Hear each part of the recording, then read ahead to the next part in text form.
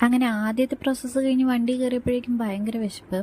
ഇതൊക്കെ മുൻകൂട്ടി കണ്ടുകൊണ്ട് തന്നെ 2 ദിവസത്തിനുള്ള സ്നാക്സും ജ്യൂസൊക്കെ ഞാൻ വാങ്ങി ബാഗിൽ വെച്ചിട്ടുണ്ടായിരുന്നു.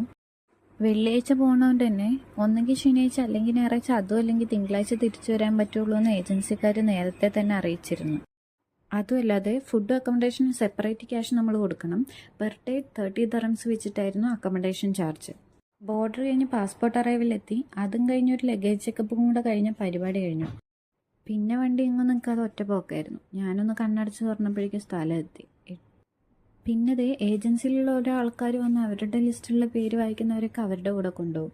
അങ്ങനെ ബസ്സിൽ നിന്ന് കിട്ടിയ ഫ്രണ്ട് ഇനി എന്തെങ്കിലും എവിടെയെങ്കിലും വെച്ച് കാണാമെന്ന് പറഞ്ഞ് ടാറ്റയും പറഞ്ഞ് ഞങ്ങൾ പിരിഞ്ഞു.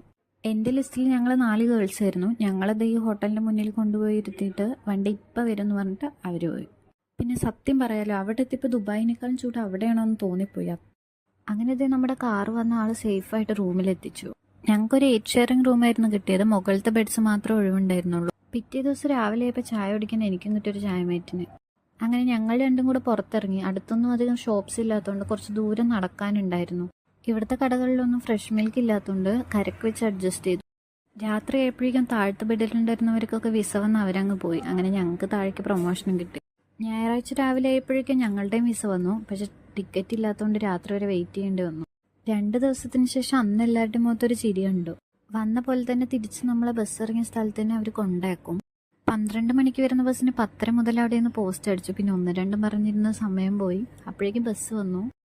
വരുമ്പോൾ ഉണ്ടായിരുന്ന എല്ലാ പ്രൊസീജിയേഴ്സും പോകുമ്പോഴും ഉണ്ടായിരുന്നു കേട്ടോ. എല്ലാം കഴിഞ്ഞ് രാവിലെ 4:15 ആയപ്പോഴേക്കും തിരിച്ച് ബസ് കയറി അതേ സ്ഥലത്ത് തന്നെ അവരെത്തിച്ചു. പക്ഷെ മെട്രോ രാവിലെ 5 മണിക്ക് സ്റ്റാർട്ട് ചെയ്യുള്ളൂ. അതുകൊണ്ട് പിന്നെയും കുറച്ചു നേരം പോസ്റ്റ് അടിച്ചു. കൂടെ ഉണ്ടായിരുന്ന ഫ്രണ്ട്സൊക്കെ അവിടെ സ്റ്റോപ്പ് എത്തിയപ്പോൾ ടാറ്റയും പറഞ്ഞ് ഇറങ്ങിപ്പോയി. അങ്ങനെ നമ്മുടെ സ്റ്റോപ്പ് എത്തിയപ്പോൾ ഞാനും ഇറങ്ങിയൊരു ചായയൊക്കെ കുടിച്ച് നേരെ റൂമിലേക്ക് വിട്ടു. അപ്പം അത്രേ ഉള്ളൂ. ബൈ.